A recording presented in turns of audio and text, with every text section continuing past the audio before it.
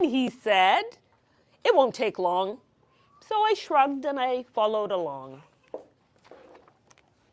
So we went to a house and we knocked on one of the doors and we asked if Jack's friend could come out and play. At the first house, it was a large man. And he said, Jack's friend is not allowed to come out. Can't come out today. And he closed the door really quickly. Well, we went to the second house, and it was the same thing. We couldn't go in, and no one came out. And suddenly, my stomach started to do flips. What's going on? I wondered. Why won't Jack's friends come outside? Well, we figured we'd try one more time. Look, it's broken. I'll hold on to that for you, okay? This is a really good part. Are you ready? Come stand here. Come stand here. Oh, yes, right. Can you sit down on the mat for me? Say, that's right there. Yeah, right there. That's perfect. Thank you. Don't move. This is a really important part of the book. We figured out we'd try one last time. So we walked up to a house with a beautiful wooden door. I knocked and we waited patiently until, creak, the door swung open slowly. A woman towered above us and she was frowning. It was another adult and I thought, she doesn't look too happy. Jack asked if his friend could come out. The woman shook her head and she pointed at Jack and she said, "You can come in, Jack." But she said, "Not that little black boy. He needs to stay outside."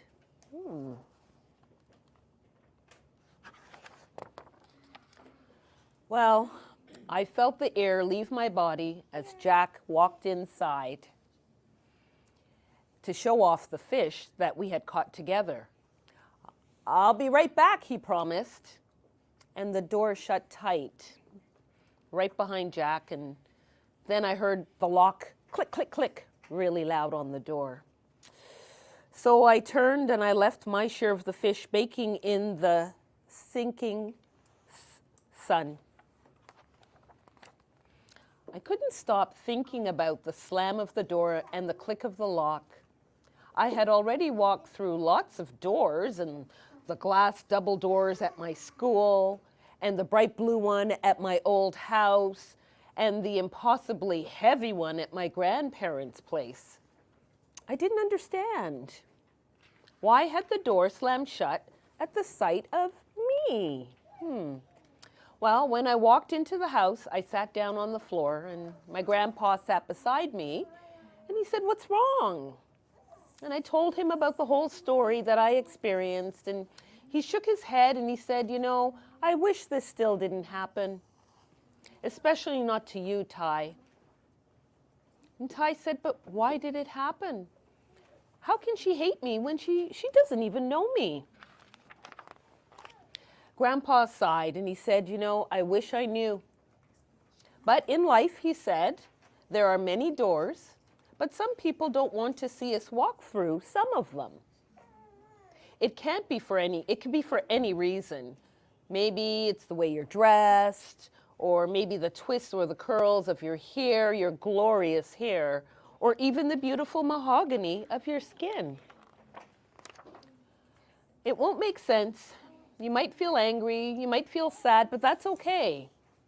But remember, my sweet boy, you are loved. You are perfect just the way you are.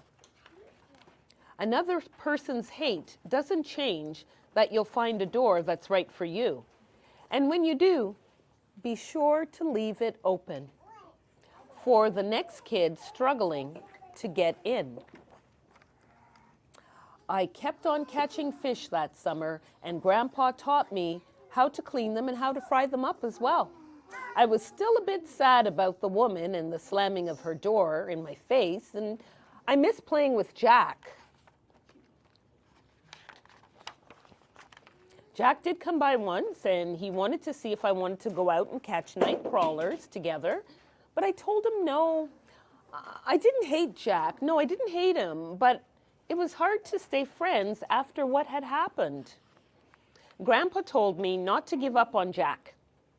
He said, I know it hurts right now, but he's still learning. I think he'll be a better friend someday. I hope he was right. Not a lot of doors opened up for me that summer. It wasn't right, and it wasn't fair, but I knew there were more doors waiting just around the corner. I would find a door for me. I'd open it up myself, and I would hold it wide open for whoever wanted to come in. That's the end.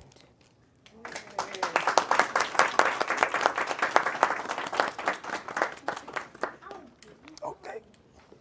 Hello, everybody. My name is Chooks, and we are going to read a story, which is actually a really amazing name of the story. It says, my name is my name, and my name can't change. Wow. Well, that's really pertinent for me because my name is not the most common name you hear, but I love my name, and it's great. Okay? So we're going to read this story. Let's start. All right. Special thanks. Thank you, Mom, for caring enough to give our names such unbelievable strength. Your love knows no bounds and steadiness us all. You have sacrificed to love at great lengths. Whew, shivers. Hi there. Don't be shy. Come over and say hello. You didn't open that cover just to sit back there. Come closer. All right. I'm little right now. For sure this is true, but I have a story to tell. As you can see, I'm just a baby who giggles and smiles really well. My family not big, my family not small. It's two brothers, my dad, my mom. Here's all about my brothers and me and where our names come from. Nice. I'm Theodore, but don't call me Teddy. My mother would make a big fuss. If she wanted it, Teddy, it would have been. So go ahead and see if you must. She isn't being mean. It's a thing with us. To us, names don't need any masking. The origins of our name and the meanings behind get my family excited and asking, where is it from? Who gave it to you? Is it from a king or a queen? What does it mean? Is it one of those names, name or two? Do you kind of see what I mean? I love these crowns. These are amazing. You guys have crowns on your heads too, just so you know. Okay? Here are just a few names we know. There's Xavier, and also Jaya, and there's Micah, Javon, Lonnie, and Zara, Ryan, and Angie, and Kaya. Special names and special people, each beautiful, kind, and smart. But alas, it's a story time, so let's go ahead and start. All right. It all began a long time ago. It was the summer of 2003. My parents were in love. Hey, that's just a fact. And they wanted to have a baby. Yes, a cute baby, a boy or a girl. So they tried and tried and tried. No questions, please, no questions about that, okay? But there was no baby for quite some time. And this came as a surprise. And then came the news. So hard to hear. You can't have a baby at all. That is what the doctor said. And after they waited for his call, they wouldn't give up. They never gave in. In fact, they continued to pray. They got on their knees and talked to God and did this every day. Dear Father, above, if this is in your will, we accept it. No questions asked. Maybe we won't be a mom and dad, Perhaps the chance has passed. Then that same year brought a surprise, one that would brighten the day. A baby was coming, a little boy. 3 cheers. Hip, hip. There we go. Now remember, I told you, names are important. That's how we started this narration. So what do you name such a miracle child? Well, Matthew Michael? Of course, for an appreciation. Not as easy, my friends. It's just a name. For that, you can be quite sure. Matthew means gift from God. Michael, for our daddy, a name that will endure. You see what I mean? Names are not just names. My mommy is onto something wise. Dad tells a funny story of mom changing the name. Not once, not twice, but 10 times. My goodness, wow, that's 10 times. The power of a name does not stop there. There's more magic to share here. Matthew Michael's middle name comes from my late Uncle Warren, a man we all hold dear. Very powerful guy. There we go, broad shoulders. My second older brother is a wonderful guy, and he believes me. He has a great heart. His name is Nathaniel Terrence Apheth. How he got these names is the interesting part. You will see soon enough there's a common thread that ties us all together, real tight. If you guessed, Nathaniel means gift from God. Congratulations, my friend. You're a gift. Oh, soccer, my favorite sport. Love it. But what about Terrence and what about Apheth? Those aren't any regular names. Well, once were given our uncle, you see, the other from a beautiful game. Our Uncle Victor, a very nice guy, said Terrence was the name to be given. But the way he got the other name will make it you'll wonder how Daddy's still living. My daddy was at a soccer game, and I don't know how he got this past mom. Smarty Pants Daddy spelled FIFA backwards. Okay. And I don't know how my mom stayed calm. Okay, that's funny. So here we are, almost at the end. I'm not sure about you, but it feels strange. At last, I can tell you about my name and why my name is my name, and my name can't change. I was given the truly powerful name, Theodore Maluk Zain. I carry the weight of these powerful names. We might have to rent a big crane. I hope you've guessed it, and you're laughing by now. But when you start to read the next line, Theodore, you should have guessed it by now, means gift of God. For the third and last time, that's what my mommy said. My other 2 names have their own story to tell, with my 2 brothers and my cousins at hand. Maluk means I'm tender. God is gracious for Zain. Do you see what I mean? Do you understand? Nathaniel liked Maluka, and we liked it too, but I just wasn't meant to be. Maluka was the name of a girl we know, and I'm a boy, and it's plain to see. And Zain, lovely Zain, happens to be the name of Matthew Michael, and cousin Angie suggested. Sad as they were that it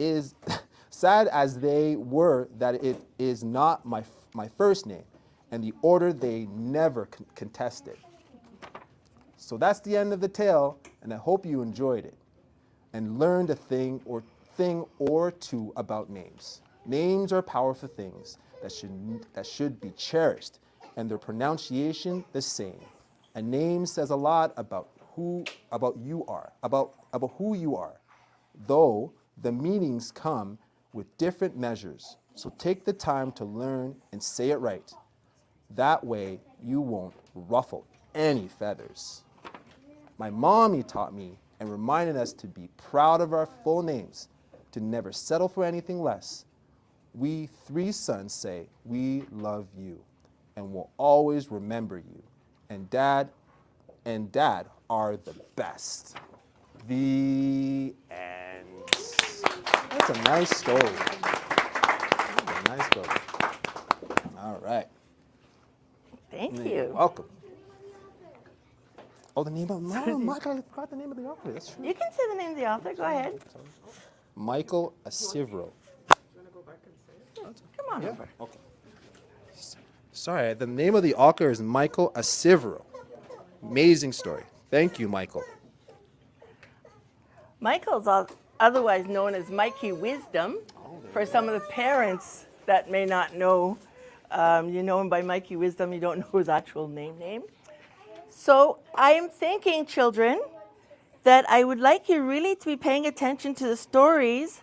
So I may have to take your crayons if we have too much noise. So can I ask you guys to be very quiet and listen attentively, and then I would leave you with your crayons, okay? So our next two readers are Miss Rhea, and then we will have Mr. Arnold, all right? So may I ask you to come up, and we'll put a mic on. Hello, everyone. My name is Rhea, and I'm going to be reading I Love My Beautiful Hair, and it's by Elisa Wendt. All right. So, let's go, Mommy. Grab your coat. Come on. Today's your first trip to the beauty salon. Auntie is here and Grandmommy too. We're all going to choose a new hairdo. Should I try Afro puffs with ribbons and bows, or twisty spirals that tickle my nose? How about cornrows or sister locks? I'll add blue beads from my jewelry box. Look how pretty. Let's try a pixie cut like Mommy wears, then gel and suit my baby hairs. I know, I can be Grandmommy's twin. She wears tons of curlers, each held by a pin. I ask, Mommy, which one should I choose? Which goes with my style, my glasses and shoes? Mommy says, your hair's curly like the clouds in the sky. It's beautiful no matter which style you try. You're right, I say. I can wear any style. I'll pick the one that makes me smile. No matter what style I choose to wear, I'll always love my beautiful hair. There you go. Thank you. Oh.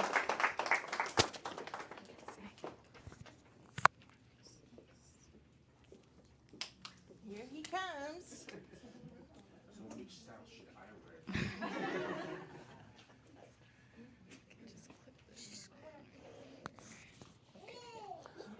Hello, bonjour tout le monde. Come on, can I get a little bit more energy? Bonjour tout le monde. There you go. So now I know you can speak French. Okay. So we're going to read in French because we're in Canada and we can do stuff like that. So this is Où se cache l'ourson? Can anybody tell me what an ourson is? Oh, what is an ourson? Un ourson. Oui, c'est un bébé de... Exactly. So it's a baby bear. Is that a cub? Hey, it's okay. It's okay. So, has beautiful illustration. What to say? Simon ouvre une fenêtre des mots. Peut-être peux-tu deviner ce qu'il voit? Quelques animaux jouant dans les bois. Voulez-vous jouer avec moi? Demande Simon. Bien sûr, répond le lapin. Le caneton, le raton et l'ourson. Nous jouerons à cache-cache avec toi. Vous voyez les animaux? Nous nous cacherons en premier. Ferme tes yeux, ne triche pas. Puis, ils partent se cacher. So, il est en train de compter. 1, 2, 3. Prêt à prêt, j'y vais, dit Simon. Je vais d'abord chercher Canton. Vous savez c'est quoi le canton? Oui, un canard. Ah oui, dit Simon. Il regarde derrière un arbre. Est-ce que Canton est là? Non. Simon regarde sous une grosse pierre. Est-ce que Canton s'y trouve? Non. Peut-être Canton se cache-t-il chez lui, dit Simon. Alors il court à l'étang. Il voit des tortues, des poissons, des grenouilles, mais pas Canton. Alors où est Canton? Puis il regarde entre les roseaux. Te voilà, Canton, chez toi dans l'étang. Ta maison, dit Simon. Vous voyez le Canton? Le canard? Le duck? Oui. Maintenant, je vais chercher Lapin, dit-il. Où es-tu, Lapin? Simon regarde dans la grange. Est-ce que Lapin se trouve dans la grange? Est-ce que vous voyez le lapin? Non. Peut-être Lapin se cache-t-il chez lui, dit Simon. Alors il court dans les champs. Il voit des papillons, des abeilles et des sauterelles, mais pas de lapin. Puis il regarde entre les marguerites. Oh, te voilà, lapin, chez toi, dans les champs où tu habites. Vous voyez le lapin? Very excited. Maintenant, je vais chercher Raton, dit Simon. Où te caches-tu, Raton? Raton là-bas. Oh, OK.